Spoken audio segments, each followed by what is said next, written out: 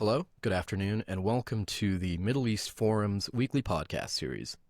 My name is Anaf Kalam, and I will be moderating today's discussion.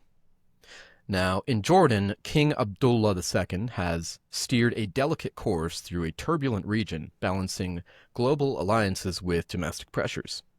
King Abdullah, ruling now for over a quarter century, has survived the 2011 Arab Spring upheavals that toppled neighboring leaders while navigating wars, refugee crises, and internal dissent.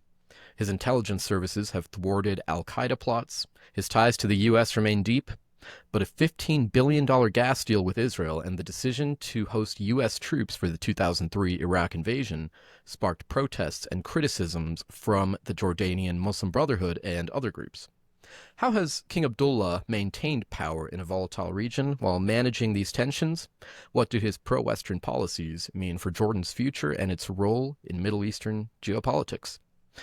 Joining us to discuss all of this today is Aaron Magid, the author of The Most American King, Abdullah of Jordan, and he's also the host of the On Jordan podcast. Now, drawing on over 100 interviews with King Abdullah's classmates, former Jordanian ministers, and CIA directors, Aaron traces Abdullah's journey from a Massachusetts prep school and British military academy up to the throne. Welcome, Aaron. It's great to have you, and I'm very much looking forward to today's discussion. Thank you for having me. Yeah, of course. Now, to begin, until you released this book pretty recently, there's been a bit of a gap in literature when it comes to King Abdullah, and your book is basically the first, if not one of the first, real comprehensive biographies of the monarch. Now, can you tell us about your new book and what inspired you to write it when you did? Sure. So I used to be a reporter in Amman in 2015 and 2016. So I've been very interested in the country even after I returned to the United States. But as you mentioned, when I started working on the book in 2022, King Abdullah had been ruling Jordan for over 2 decades, yet there hadn't been a single comprehensive biography about him. So there was a gap in the literature. And it's not just about him specifically, but just in Jordan in general receives very little interest in the Western press. So for example, the New York Times, the Wall Street Journal, the Washington Post, none of them have full-time correspondents in Amman. So even though Jordan has such a strong relationship with the United States, or has received in recent years nearly $1.5 billion in annual U.S. assistance, there's very little coverage of Jordan in the Western media and in the United States. So for my title for the book, as you mentioned, is The Most American King. And why did I choose it? Number one is because of King Abdullah's very strong personal ties with the United States. So after all, he went to middle school and high school in Massachusetts. He was on the wrestling team at Deerfield Academy, and he was called Ab. And when he would be asked to do Arabic language lessons, he would actually hide in the closet. Afterwards, he trained with the U.S. military in Kentucky. He attended Georgetown University in Washington, D.C., and so much enjoyed the experience, he ended up sending his own children to the prestigious Jesuit university. He went on Star Trek, and by the time he became king in 1999, he actually spoke better English than Arabic because of the amount of time he spent in the West. Even today, he has luxury properties both in California and Washington, D.C. So the personal ties that he has with the United States are quite significant. But it's not just a personal relationship, it's also the political one. King Abdullah was the first Arab leader to meet with President Trump, President Biden, and President Obama in the White House. There have been thousands of U.S. troops in Jordan until this day, both under Democratic and Republican administrations. In addition, the security cooperation between Jordan's intelligence agency and the CIA is quite strong. And as you mentioned, they've worked together to thwart Al-Qaeda terror attacks. And Jordan has received in recent years nearly $1.5 billion in annual U.S. aid. So some people may argue right now, the United States and under President Trump has strong ties with other Arab leaders as well. So what's unique about King Abdullah? I think if you look at some of the recent visits by President Trump to the Gulf, for example, with Qatar, it was very different Qatar under the first administration. In fact, President Trump actually called for a blockade against Qatar in 2017, and he accused them of supporting terrorism. And then you look at Saudi Arabia, which also has strong ties right now with President Trump. But during the previous administration, under Democratic rule, there was a lot of tension between the United States and Saudi Arabia over the killing of a journalist, Jamal Khashoggi. So what makes Jordan unique is the bipartisan strong relationship with U.S. presidents across decades. It's not unique to a specific president. Now, the strong ties that he has embraced with Washington has, as you mentioned, provoked some criticism in the Hashemite kingdom. And there is a divide between how beloved he is in Washington and London and other Western countries and how he's viewed in Jordan. So one example, as you cited, was the 2003 Iraq War. And King Abdullah took a different approach than his father, King Hussein, with the first Gulf War in 1990 and 1991. King Hussein strongly criticized the U.S. for the attack against Saddam Hussein at that time, and that caused U.S. aid to Jordan to significantly decline. King Abdullah, even though he didn't support the 2003 U.S. invasion, he didn't want to repeat that because Jordan is so reliant on U.S. support. He worked together cooperatively with the United States, allowed U.S. troops to be present in Jordan, overflight rights from Jordan into Iraq, intelligence gathering missions from Jordan into Iraq, and ensured that there would be a productive relationship. And even after Saddam Hussein was toppled, the U.S. trained Iraqi security forces in Jordan. It's very close to neighboring Iraq. So then you move on to 2014 with the gas deal, where the Obama administration was pushing Israel and Jordan for that accord.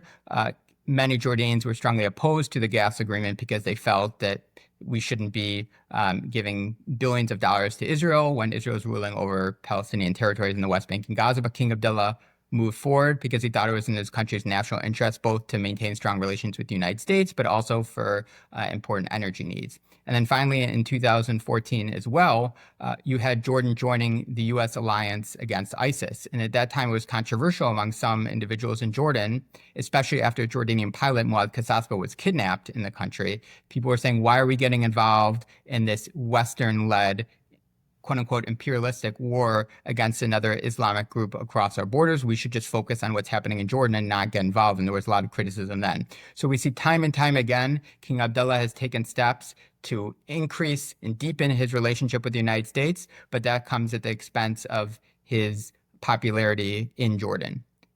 And finally, as you mentioned, a key theme of the book is how King Abdullah has stayed in power for so long. Now, Jordan has very little oil. The unemployment rate is over 20%, so the economy is terrible. So you'd think it would be very difficult for him to stay in power for so long. So the book addresses 4 key reasons why he's been able to stay in power. Number one is across the region, monarchies have done better than presidencies. So if you look in the Arab Spring, the countries that fell, Hosni Mubarak in Tunisia, Yemen, you don't see monarchies falling, but you see presidencies. While in contrast, Saudi Arabia, Bahrain, other Gulf monarchies did much better. So there is a certain legitimacy that King Abdullah has from being a monarch that has helped him. But I would argue it's not just the monarchy, because, for example, the monarchies in the Gulf region have a lot of oil. They're able to provide their citizens with that wealth, which King Abdullah isn't able to. So the second reason would be the support King Abdullah has from the Jordanian security forces. Now, King Abdullah himself served in the military for over 15 years, so he has some credibility among Jordanians in the security sector, but it's not just that. He has ensured, learning from 1970 and the Black September, the revolt between Palestinian militants and the Jordanian regime that led to a civil war and thousands were killed. What happened during that clash is you had large numbers of individuals in Jordan's military defected from the military and joined the Palestinian Liberation Organization. A lesson that King Hussein learned, and then King Abdullah as well, is they staffed senior members of Jordan's security forces of individuals of East Bank background or not of individuals of Palestinian descent in order to make sure the regime is loyal to the king. And you saw how that was successful from the regime's perspective. After the October 2023 war, there have been over 1,500 individuals who have been arrested at protests who have criticized King Abdullah's policies towards Gaza, maintaining the peace treaty, maintaining the gas deal. If the regime's security forces were against King Abdullah, they wouldn't have participated in those arrests and ensured that he's in power. And then finally, you see, unlike in Syria, for example, which led to the toppling of Bashar al-Assad last December, where you had autonomous zones in the country that were not controlled by the country's security forces. In Jordan, the security forces are in complete control over all territory. And you saw that most recently with the crackdown against the Muslim Brotherhood, which the regime accused of participating in smuggling of rockets and drones to carry out terror attacks inside the country. The security forces were completely united behind King Abdullah during that event. So number two is the security forces. Number three is the support from the United States, which has been absolutely critical. The huge amount of aid. Jordan's been one of the largest out of any Arab country in the world. It's been in 2023, 2024, nearly $1.5 billion. But it's not just the aid. It's also the providing of Jordan with advanced military equipment, military training, also with the intelligence sector as well. That's been very important. And then you see a key difference between how the United States handled the Arab Spring protests in Egypt versus Jordan. In Egypt, President Obama at the time called for Hosni Mubarak to step down and leave power because there were protests in Egypt against his authoritarian rule. But King Abdullah is also an authoritarian leader, and there's been plenty of corruption in Jordan, but President Obama did not take that step with King Abdullah, did not call for King Abdullah to step down. And if he would have, that would have been a very difficult moment. But the U.S. has acted very differently with Jordan than in other Arab countries. And then finally, King Abdullah has adopted a nuanced form of dissent. So on the one hand, Jordan is not a democracy. Parliament is toothless. King Abdullah is the one making all the key decisions, whether in foreign policy or economics or any key national security decision. But on the other hand, he doesn't act like Saddam Hussein in neighboring Iraq or President Bashar al-Assad north of Jordan and Syria, where bombing your own people's hospitals, using chemical weapons against your people. He's using a more careful squashing of dissent in order to ensure that anger is not built up against the regime and against him personally, which reduces the amount of protests and the need for additional violence. So he's been adopting a delicate balancing act on democracy issues and political reform, and that has also ensured that he stayed in power for over 2 decades. You now one of the final things that you mentioned in your last remarks there was the balancing act that the king has to maintain, and it seems to me like it's not just a single balancing act, but it seems like there's almost a multiplicity of balancing acts. There's the domestic balancing act, there's regional balancing acts, there's the international one. Now, can you talk a little bit about the tensions and the balancing act between Israel and the Hashemite kingdom since October 7th and the outbreak of Israel's Seven Front War? Sure. So it's a great question. As you mentioned, the balancing act is across multiple fronts. Now, regarding Israel and the Palestinians in the United States, Jordan, since the war broke out, it recalled its ambassador from Tel Aviv. It told the Israeli ambassador in Amman not to return until the war ends. There was a water for energy deal that Jordan was participating in with the United Arab Emirates, and it froze that accord. In addition to that, Jordan has supported South Africa's quote-unquote genocide case against Israel at the ICJ. So there's been a lot of criticism from Jordan's foreign minister, from Queen Rania, and even from the king himself of Israel's conduct. So on the one hand, he's doing a lot to support what Jordan's domestic population agrees with, considering Jordan has the largest number of Palestinians out of any Arab country outside the West Bank and Gaza, according it's roughly about 50%. But on the other hand, Jordan, under King Abdullah's rule, has refused to adopt what the protesters have long demanded, which is the canceling of the 1994 peace treaty with Israel. In addition to that, King Abdullah has refused to freeze the multi-billion-dollar gas deal as well. And then most importantly, from Israel's perspective, during 3 rounds of fighting between Israel and Iran in 2024 and 2025, Jordan has used its military to shoot down Iranian missiles and drones that have been fired from Iran over the Hashemite kingdom skies towards Israel, and that has saved many Israeli lives. Now, Jordan argues that it's not doing that to save Israeli lives because that would be quite controversial in the Hashemite kingdom, but it's saying it's doing it to protect its sovereignty. It doesn't want to be involved in the battlefields of regional conflicts. It doesn't want to turn into another Iraq. But once again, King Abdullah has played a balancing act on this issue because he realized if he goes too far to either extreme, he's going to lose support. So it's either if he goes too far in a pro-Israel connection, he's going to lose the backing of his people, or if he goes too far in the support of protesters against Israel, he's going to lose his relationship with the United States and the $1.5 billion in annual U.S. aid. So King Abdullah knows that he has to adopt a cautious approach towards the policy, and I would argue it's been relatively successful. All right, thank you. Now, since you kind of touched on the United States and the West there, I'm going to a question from a longtime listener and friend of this show and of the Middle East Forum, Andrew Rosemarine, who is an international lawyer based in the UK, who was actually at Oxford with King Abdullah and also taught Israel's first university law course on the Jordanian-Israeli peace process. And Andrew asks, isn't Aaron's labeling of Abdullah as, quote, the most American king, both, one, undermining him in the eyes of his largely anti-American population, and two, likely to cause resentment in the eyes of the current self-proclaimed King of America? And then he adds, yes, I'm teasing our half-British president while he is granting an audience right now to our British Prime Minister. So yes, I would agree with you, or Andrew, that the Jordanian government is not advertising King Abdullah as the most American king. As you mentioned, since October 7th, views towards America have declined considerably in Jordan towards the United States because of the U.S. support for Israel and the war in Gaza.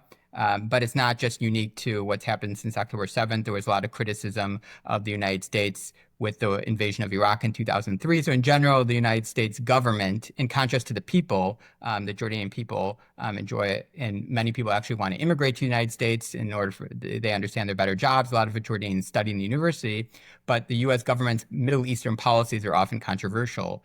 So therefore, even though the Jordanian government would not support King Abdullah being called the most American king, I think it is an accurate term because of both the personal relationship he has with the United States, which is really unprecedented. You can't imagine like Hosni Mubarak, for example, going on Comedy Central with Jon Stewart. I mean, which was what King Abdullah does. Or Gaddafi joining The View like Queen Rania does to talk about Jordanian narratives. So his ability to understand American media, political figures, movies, it's unprecedented in the Arab world, along with the amount of time he spent in the United States. And it's not just in Washington. As I mentioned, he spent time in Kentucky, he spent time in California, in Hawaii, New York. He really has a deep understanding of the United States. Therefore, I do think he is the most American king.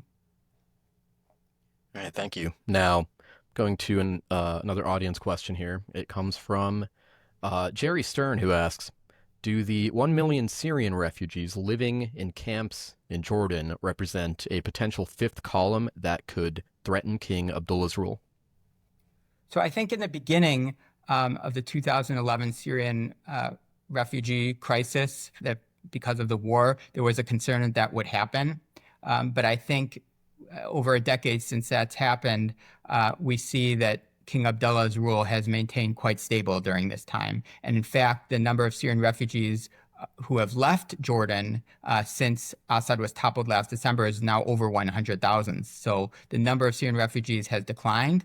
And therefore, I don't think the Syrian refugees anymore are a significant national security threat, because I think the number of Syrian refugees is not only declined by 100,000, but it's going to continue to decline as the situation in Syria hopefully stabilizes. Therefore, King Abdullah's rule should remain relatively strong. All right, thank you. Now, Sarah Dobner asks, you've mentioned America's critical support of Jordan, but have not mentioned Israel's support. How important is Israel to Jordan? So Israel is an important country to Jordan, though I would argue it's not nearly as significant as America is. First of all, Israel doesn't provide nearly as much foreign assistance to Jordan that America does. And of course, America's military technology is a little bit more advanced than Israel. But Israel has provided Jordan over the years with a significant amount of water. The energy deal that we've talked about a few times is very important for the country, especially as Jordan has suffered from severe energy shortages over the years.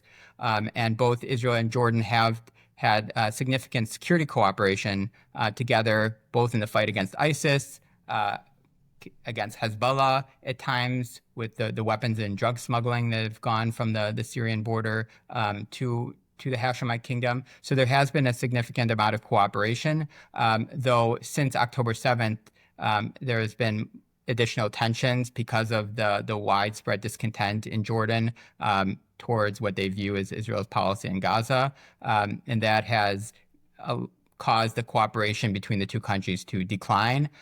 I do think when the war will end, we will kind of go back to a better place in terms of the bilateral relationship. But until that happens, they're kind of going to be in a more of a freeze.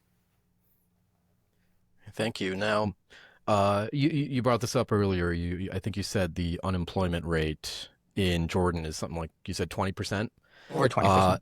Over 20%. And to go to another question here from the audience, Carrie Hillebrand also points out Jordan remains, quite poor, one of the poorest countries in the regions, and yet the royal family continues to maintain a lavish lifestyle, including expensive lodgings, prime real estate abroad, private planes, etc.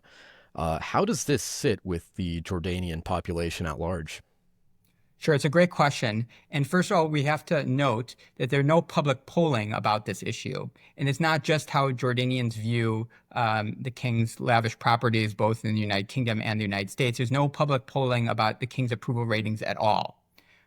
So you can have conversations with Jordanians of different backgrounds, activists, but we're never going to get a quantitative view of what the Jordanian public views. In contrast to, every single week there's a poll about President Trump or about other Western leaders. So we have to be honest about the limitations of our understanding of public opinion from a quantitative standpoint. There was some criticism of King Abdullah in recent years when there were these Pandora Papers leaks, along with Swiss bank leaks, that really showed the significant amount of money and properties that he held in the West, in contrast to the poverty in Jordan. At the same time, the Jordanian media really downplayed those media reports. And of course, they were mainly in the Western press, not in the local Arabic Jordanian press. I think some Jordanians are not pleased by the disparity, but I think others kind of understand that at the end of the day, the leaders are going to have much more money than the people. And though King Abdullah does live a lavish lifestyle, certainly in comparison to a poor Jordanian in Irbid or Tafila, he probably has a lot less money than some of the other Gulf Arab leaders. So that's worth noting as well. But I think it's also worth emphasizing that King Abdullah is not elected ever to be king. It's not like he goes to the polls every 4 years. So we don't know if Jordanians are really upset about this issue, whether they would want to bring in a new leader because they're not given an opportunity for that decision. All right, thank you. Now, not to bounce around too much between topic to topic, but one thing I wanted to ask you about is how does the monarchy in Jordan, especially more recently, how has it been posturing itself with regards to Iranian aggression, both through proxies and more recently its direct aggression? You kind of mentioned earlier that when Jordan was intercepting missiles and drones that were launched from Iran at Israel, they didn't, outwardly say that it was to defend Israel or to protect Israel. It was more to, look out after our own airspace and our own skies. But with the looming Iranian threat to the West, to the Gulf states, to the Arab states, where does Jordan lie in all this? So there have been significant tensions between Jordan and King Abdullah and the Iranian regime far before October 7th. So if you remember, in 2004, King Abdullah actually warned about a Shia crescent of Iran's influence, not only in neighboring Iraq, but also in Lebanon and Syria, and he was very critical of that. And in fact, in 2004, a Jordanian embassy was bombed in Baghdad, and King Abdullah, in his memoir, he actually blamed a Shia political group with backing from the Islamic Revolutionary Guard Corps for that attack that killed 9 individuals. So there's been significant tensions between Jordan and Iran for decades. Most recently, even before October 7th, the Jordanian government accused Iran-backed militias of smuggling weapons and drugs from Syria into Jordan that caused a lot of instabilities. And then, as you mentioned, more recently, we've had the 3 attacks that Iran has sent missiles and drones into Hashemite Kingdom airspace that Jordan has shot down. So there's a lot of tensions between the two countries. It's though it's worth noting that it's not like the two countries are ever going to go into direct war, because Jordan, especially under King Abdullah, is more cautious about using military force, especially compared to his father, King Hussein, which joined in the 1967 Six-Day War, which led to Jordan losing control over the West Bank and East Jerusalem. King Abdullah has been more cautious about using military force. Therefore, it's extremely unlikely he's going to get into a military clash with Iran. But there's a lot of discontent with the Iranian regime exporting its revolution across the region. And King Abdullah has no patience for Iran intervening in domestic Jordanian affairs or smuggling weapons into Jordan or using Jordan as a corridor into the West Bank, or even firing drones or missiles into the Hashemite kingdom. So there is tension that we've seen time and time again, and I think that's probably going to continue as well. Thank you. Now, going again to a question from the audience, Lisa Bernard asks, how will demographics impact or change support for King Abdullah over time? And are the security forces in Jordan younger or more middle-aged? Sure. Great question. So the security forces have a combination of individuals who are 18, 19, 20, but also the individuals of senior rank are more 30s, 40s, and 50s. So there is pretty broad support among the security forces for King Abdullah. In terms of, what was the second part of your question? The first part, I guess, how will the demographics and the demographic makeup change the support for King Abdullah over time? Sure. So it's another difficult question because the Jordanian government doesn't publicly clarify exactly the demographics of the country. So when a number that is used, about 50% Palestinian, about 60% Palestinian, we don't know the exact number because it's very sensitive in Jordan, and they don't want to disclose. Maybe it's even higher than that. So that's the first thing to note. Now, the second point is the current Crown Prince Hussein, he is of Palestinian descent himself, because while King Abdullah, his mom is British, and his dad, King Hussein, was Jordanian. Crown Prince Hussein, his dad is half British, half Jordanian, but his mom was born in Kuwait to Palestinian parents. So he is of half Palestinian, and the Jordanian regime hopes that that ability to have both East Bank and quote-unquote West Bank Jordanians together as part of his blood lineage would help him connect to individuals across the Jordanian population. So I don't think the main reason Crown Prince Hussein, when he eventually becomes king, will face issues is the demographic one. I think the more significant challenge that he has, along with his father, is the economic one. And just the fact that unemployment is so high. And just for perspective, in the Great Depression in the United States in the 1930s, the unemployment rate was about 25%. And Jordan's unemployment rate is 22, 23%. And it's been like that for many years now. So there's just very little hope that many Jordanians have, especially if you're young and you graduate from university, about staying in Jordan. A lot of them try to leave to the Gulf. There was even a period during the Biden administration where there were reports about Jordanians trying to get to Mexico to legally immigrate to the United States that way, because many Jordanians feel there's just no economic opportunities in the country. The high-tech sector is really minimal, and there are very few jobs. So I think that is the most significant long-term threat to Crown Prince Hussein if and when he becomes king. All right, many thanks. Now, we're just about out of time here, but I do want to get to one more audience question here. It comes from Martin Weinstein, who asks, what would happen in Jordan if King Abdullah leaves the scene, especially if by potential assassination? Okay, it's a good question. We're not hoping for any assassination whatsoever. I think that would be a very destabilizing moment.